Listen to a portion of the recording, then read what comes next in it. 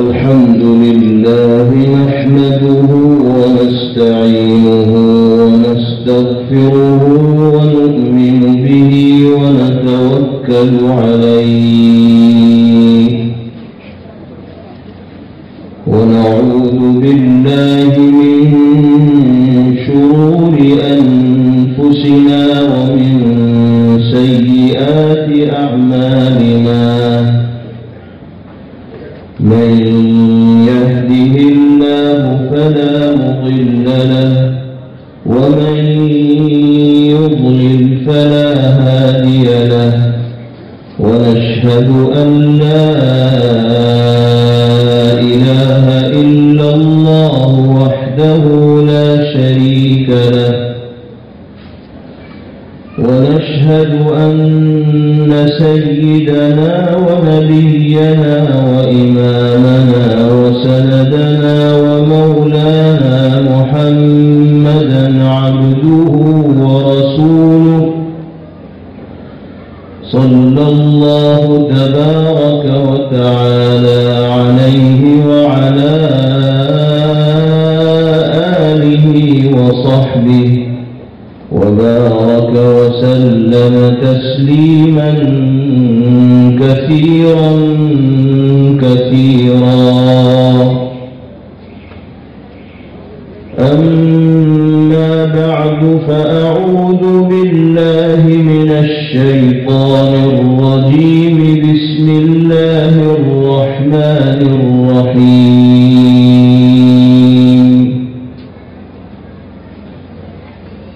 وكأي من قرية عتت عن أمر ربها ورسله فحاسبناها حسابا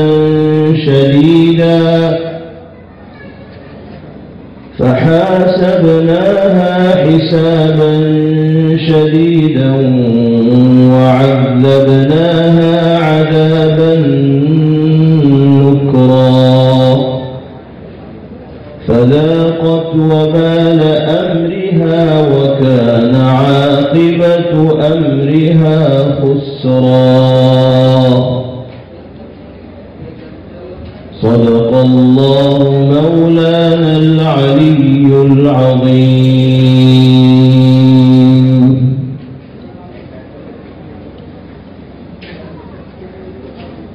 इस इजलास के सदर महतरम मखदूम गिरामी क़द्र उस्ताद असातिज़ा नमूने असलाफ हज़रत मौलाना मोहम्मद इस्माइल साहब दामत बरकातुहुमुल आलिया नायब मुहतमिम व उस्ताद हदीस जामिया इस्लामिया अरबिया जामा मस्जिद अमरोहा और स्टेज पर तशरीफ फरमा काबिल एहतराम हज़रात उलमाए किराम, मेरे मोहतरम बुजुर्गों, भाइयों और नौजवान साथियों,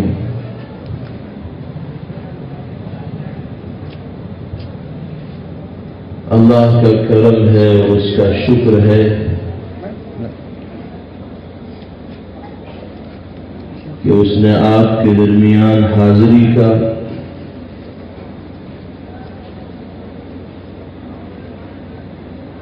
और इस दीनी,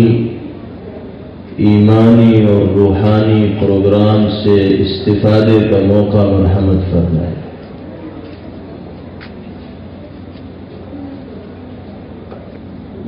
अल्लाह रब्बुल इज़्ज़त वल जलाल के शुक्र को अदा करने के बाद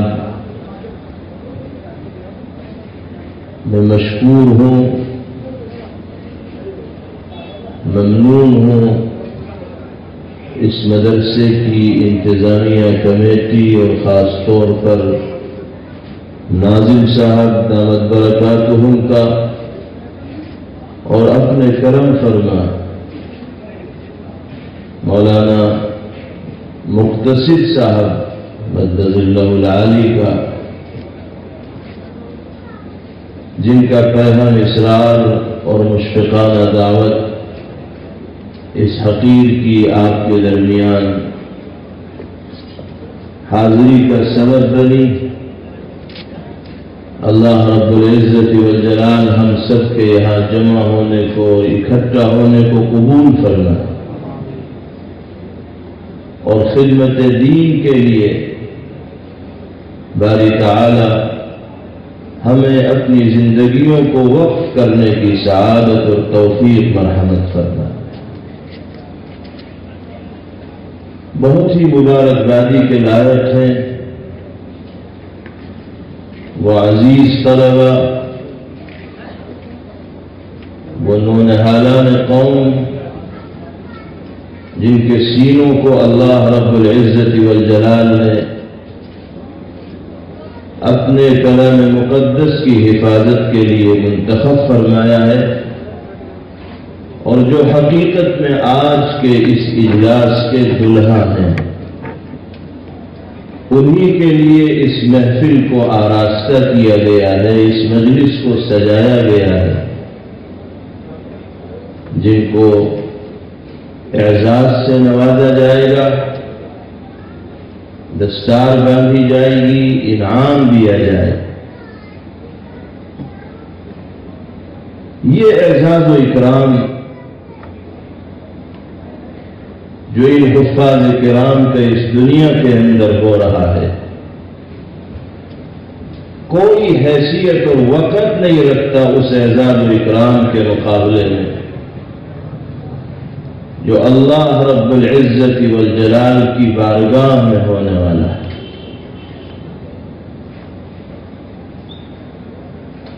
اس اعزاز و اکرام کی اگر دور کی ایک جھلک اس کو کہا جائے تو شاید کسی درجے میں اس کی ترجمانی ہو سکے۔ اصل اعزاز تو حافظ کا اسی وقت ہوگا جب اولین و آخرین مجتمع ہوں گے، اکٹھے ہوں گے اللہ کی بارگاہ میں، اور پھر حافظ قرآن کے سر پر اعزاز کا وہ تاج رکھا جائے گا جس کی چمک، جس کی نورانیت اور جس کی کرنوں اور روشنی کے سامنے آفتاب و ماہتاب بھی کی چمک بھی مدھم پڑ جائے گی، کمزور پڑ جائے گی۔ حقیقی اعزاز تو اس وقت ہو۔ دنیا میں چھوٹے چھوٹے مجامع میں 100-200 آدمیوں کے درمیان، 1000-2000 آدمیوں کے درمیان اگر کسی ایک شخص کو اعزاز دیا جاتا ہے تو وہ بھی اس کے لیے بہت بڑی چیز ہوتی ہے۔ تصور کیا جائے کہ دنیا میں آنے والے جتنے انسان ہوں گے وہ سب یکجا ہوں گے، اکٹھے ہوں گے، اور اس عظیم مجمع میں اللہ رب العزت والجلال حفاظ کرام کو اور ان کے والدین کو اور ان کے اساتذہ کو جب اعزاز سے مالا مال فرمائیں گے، ان کا اکرام ہوگا تو کیا مقام ہوگا، کیا مرتبہ ہوگا، اور کیا حیثیت انسانوں کے درمیان میں اللہ کے ان مقرب بندوں کی ہوگی جن کے سینوں کو اللہ رب العزت والجلال نے اپنے کلام مقدس کی حفاظت کے لیے منتخب فرمایا ہے۔ اللہ تعالی ان بچوں کی بھی عمر میں، ان کے علم میں برکت عطا فرمائے، ان کے والدین کو، اساتذہ کو، اہل خانہ کو، متعلقین کو جزائے خیر عطا فرمائے، اور ہم سب کو اپنے بچوں کو قرآن کریم کی بہتر سے بہتر تعلیم دلانے کی توفیق مرحمت فرمائے۔ آج کے اس اجلاس کے موضوع کی مناسبت سے بہت مفید، قیمتی اور جامع باتیں ابھی ہمارے سامنے بزرگ عالم دین حضرت مولانا مفتی ریاست علی صاحب دامت برکاتہم نے بڑی وضاحت کے ساتھ بیان فرما دی، جس میں پیغام دے دیا گیا، لائن متعین کر دی گئی، مدارس کی افادیت کو، اہمیت کو اور مدارس کے ذریعے انجام دی جانے والی خدمات کو جس انداز میں سراہا گیا اور جو اس کی حیثیت بیان کی گئی، جو اس کی اہمیت بیان کی گئی، وہ ایک سمجھدار انسان کے لیے کافی ہے کہ وہ اپنی زندگی کو کامیابی کی ڈگر پر اگر لانا چاہتا ہے، دنیا اور آخرت میں سرخروئی اور کامرانی حاصل کرنا چاہتا ہے، تو کس راستے کو اختیار کر کے وہ کامیابی کی دہلیز تک قدم رکھ سکتا ہے۔ حضرت مفتی صاحب دامت برکاتہم نے بڑی وضاحت کے ساتھ اس سلسلے میں روشنی ڈال دی ہے۔ اللہ تعالی ہمیں ان سب باتوں پر عمل کرنے کی توفیق مرحمت فرمائے۔ قرآن کریم سے سچا تعلق اللہ رب العزت والجلال ہمیں مرحمت فرمائے، اور مدارس کی چہار دیواری میں رہ کر اساتذہ کی صحبت سے مستفید ہونے کی، اہل علم کی تربیت سے مستفید ہونے کی اللہ رب العزت والجلال اہل ایمان کو توفیق مرحمت فرمائے۔ میرے محترم بزرگوں اور بھائیوں، قدرت کے اس کارخانے میں کوئی بھی چیز بیکار اور بے مقصد نہیں پیدا کی گئی۔ اللہ نے جس چیز کو بھی وجود بخشا ہے، کوئی نہ کوئی فائدہ یقینی طور پر اللہ رب العزت والجلال کے پیش نظر ہے، اور جس چیز کو بھی اللہ رب العزت والجلال نے اس دنیا میں وجود عطا فرمایا،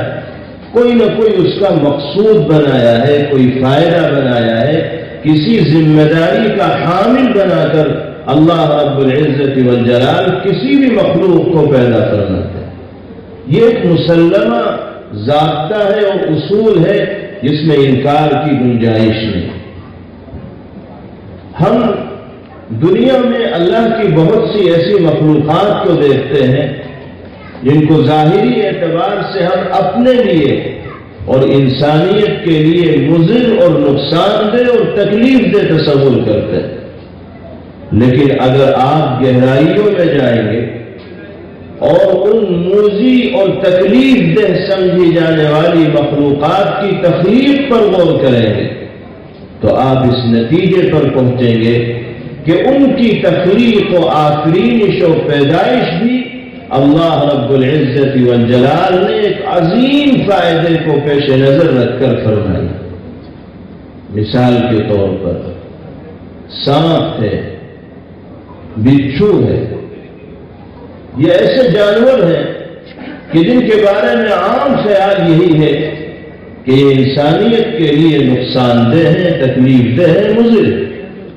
یہی وجہ ہے کہ جہاں انسان سانپ دیکھتا ہے یا بچھو دیکھتا ہے تو مارنے کا جتن کرتا ہے، کوشش کرتا ہے۔ اگر وہ یہ سمجھتا ہے کہ میں مار دوں گا تو حملہ کرتا ہے، اور اگر یہ سمجھتا ہے کہ میں مار نہیں پاؤں گا تو اس سے بچنے کی کوشش کرتا ہے، کیونکہ جانتا ہے کہ سانپ نے اگر ڈس لیا تو موت کے منہ میں جانا پڑے گا، اور بچھو نے اگر ڈنک مار دیا تو غیر معمولی تکلیف کا اور درد کا سامنا کرنا پڑے۔ عام خیال ان موذی جانوروں کے بارے میں یہی ہے کہ یہ اللہ کی ایسی مخلوق ہے جو انسان کے لیے مضر اور نقصان دہ۔ لیکن آپ کو تعجب ہوگا، جو لوگ جانوروں کے سلسلے میں ریسرچ کرنے والے ہیں، ان کی خصوصیات اور امتیازات کو جمع کرنے والے ہیں، انہوں نے لکھا ہے کہ اللہ تعالی نے فضا کے اندر کچھ زہریلے جراثیم اور مادے چھوڑ رکھے ہیں جو ضرورت ہی کے تحت پیدا کیے گئے۔ اگر وہ زہریلے جراثیم اور مادے اپنے دائرے کے اندر رہتے ہیں، اپنی حدود کے اندر رہتے ہیں، تو وہ انسانوں کے لیے نقصان کا باعث نہیں بنتے۔ لیکن اگر ان زہریلے جراثیم کا گراف بڑھ جائے، وہ اپنے دائرے سے آگے نکل جائے، ان کی مقدار متعینہ مقدار سے زیادہ ہو جائے، تو وہی زہریلے جراثیم انسان کے لیے اس درجہ نقصان دہ ہو جاتے ہیں کہ بعض دفعہ انسان ان زہریلے جراثیم میں سانس لینے کی وجہ سے موت کا شکار ہو جاتا ہے۔ جیسے بہت سے زہریلے گیس ہوتے ہیں، ان کو اگر فضا کے اندر چھوڑ دیا جاتا ہے اور لوگ سانس لیتے ہیں تو سانس کے راستے سے وہ گیس جسم کے اندر سرایت کرتا ہے اور نظام کو برباد کر کے چھوڑتا ہے، یہاں تک کہ انسان کو اپنی زندگی سے ہاتھ دھونا پڑ جاتا ہے۔ اسی طرح فضا میں اللہ نے جو زہریلے جراثیم قدرتی طور پر رکھے ہیں، ان کا ایک دائرہ اللہ رب العزت والجلال نے متعین فرما رکھا ہے۔ اس دائرے تک اگر ہوں گے تو انسان کے لیے کوئی خطرہ نہیں، اور اگر دائرے سے بڑھیں گے تو وہی جراثیم انسانیت کے لیے مضر اور نقصان دہ ہوں۔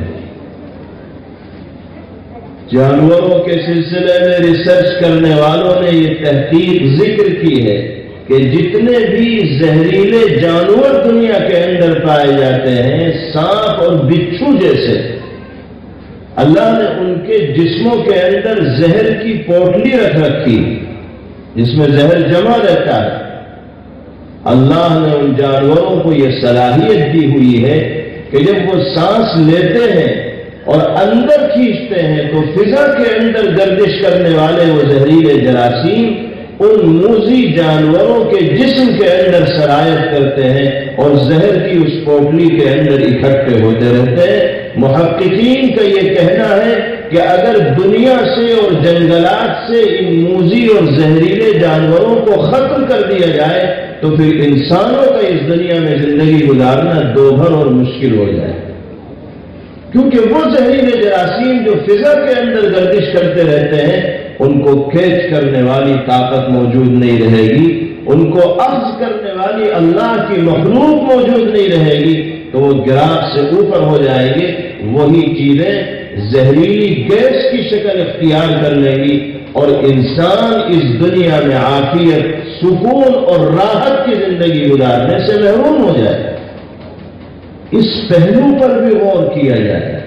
ہمارے سامنے صرف ایک پہلو ہے ان موذی جانوروں کا، لیکن اگر گہرائی کے اندر جائیں گے تو یہ دوسرا پہلو بھی آپ کے سامنے آئے گا۔ اس مثال سے صرف اتنی بات بیان کرنی مقصود ہے کہ قدرت کے کارخانے میں کوئی چیز بیکار اور عبث پیدا نہیں کی گئی، یقیناً کوئی نہ کوئی فائدہ خالق کی نگاہ میں پیش نظر ہے، اور کسی عظیم ذمہ داری کی انجام دہی کے لیے اللہ رب العزت والجلال کسی بھی مخلوق کو وجود عطا فرماتا ہے۔ ایک اصول اور ضابطہ تو یہ، دوسرا اصول یہ ہے کہ جس چیز کو اللہ نے جس مقصد کے لیے پیدا کیا ہو، جب تک وہ چیز اپنے مقصد کو پورا کرنے والی ہوتی ہے تو اس چیز کی قیمت ہوتی ہے، اس کی قدر ہوتی ہے، اس کی حیثیت ہوتی ہے، اس کا مقام ہوتا ہے، اس کا وزن ہوتا ہے۔ اور اگر وہ چیز اپنے مقصد کو پوری کرنے والی نہ ہو، جس فائدے کے لیے اللہ نے اس کو وجود بخشا ہے وہ فائدہ اس چیز سے حاصل نہ ہوتا ہو تو اس کی قدر گھٹ جاتی ہے، اس کی قیمت کم ہو جاتی ہے، وہ بے وزن ہو جاتی ہے، اس کی وقت اور حیثیت انسانوں کی نگاہ میں نہیں رہتی، پھر وہ کوڑیوں کے دام فروخت کر دی جاتی ہے، بیچ دی جاتی ہے۔ فرض کیجئے یہ مائک ہے، اللہ کی مخلوق ہے، اس مائک کی تخلیق کا مقصد ہے آواز کو بلند کر کے دور تک پہنچانا۔ جب تک یہ مائک اپنا کام کرتا رہے گا، آواز کو دور تک پہنچاتا رہے گا، اس وقت یہ مائک بڑا قیمتی ہے، حفاظت سے اس کو رکھا جائے گا، الماریوں کی زینت بنایا جائے گا، تالوں میں اسے محفوظ کیا جائے گا۔ اور اگر یہ مائک کام کرنا چھوڑ دے، آواز کو دور تک پہنچانا چھوڑ دے، اصلاح کے باوجود اس کے اندر سدھار نہ آئے، تو کیا پھر بھی اس کی کوئی قیمت رہے گی؟ کیا پھر بھی اس کو الماریوں میں حفاظت کے ساتھ رکھا جائے گا؟ نہیں، بلکہ لوہے ٹین کی جو دکانیں ہوتی ہیں ان میں فروخت کر دیا جائے گا، بے حیثیت اور بے وزن ہو جائے۔ وہی مالک جو اس کو بہت حفاظت کے ساتھ رکھتا تھا، بڑی بے وقتی کے ساتھ اس کو کباڑی کے ہاتھ فروخت کر دے۔ یہ بھی ایک مسلمہ اصول اور ضابطہ ہے کہ اللہ نے ہر چیز کو کسی فائدے کے پیش نظر پیدا فرمایا، اور کوئی ذمہ داری یقیناً اللہ نے اپنی مخلوق کے کاندھے کے اوپر ڈالی، اور پھر جو مخلوق اپنے مقصد کے مطابق دنیا میں زندگی گزارتی ہے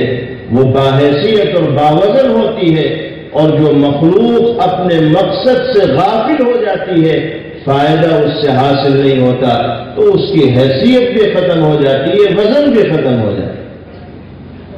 ان دونوں اصول کو سامنے رکھ کر صرف ایک بات میں عرض کرنا چاہتا ہوں، کوئی لمبی چوڑی گفتگو مجھے کرنی نہیں ہے، حضرت مفتی صاحب کام پورا کر چکے ہیں۔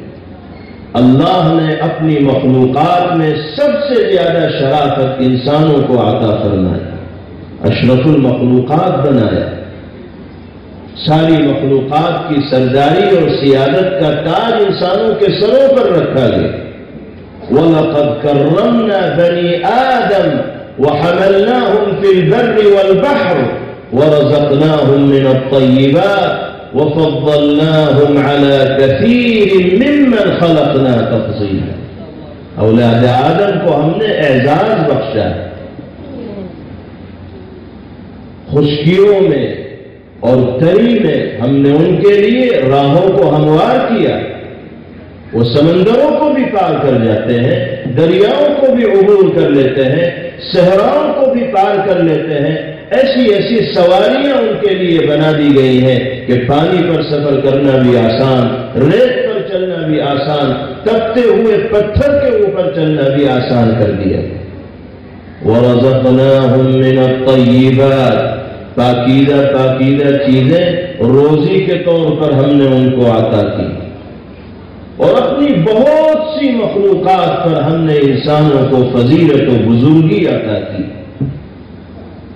تو انسان تو اشرف المخلوقات ہے۔ اب آپ سوچئے کہ کیا اللہ نے انسانوں کو بے مقصد، بے فائدہ اور کسی ذمہ داری کا حامل بنائے بغیر